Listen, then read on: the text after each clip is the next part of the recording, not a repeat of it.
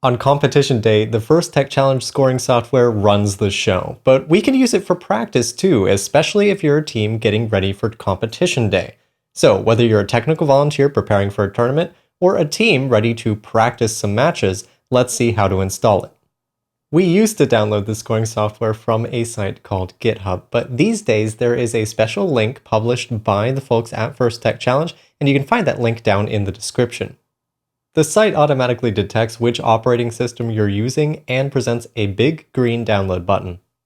On macOS, the install is pretty easy, just dragging the application into the Applications folder and confirming that you do in fact want to open it.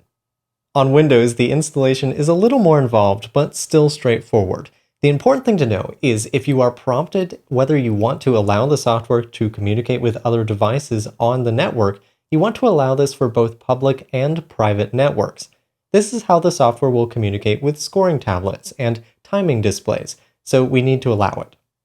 Every time you open the scoring software, it's going to check for two types of updates. The first are updates to the system itself, and the second are updates to team-related data. So when you go to add teams to an event, all of the necessary data will already be there. You now have the scoring software up and running.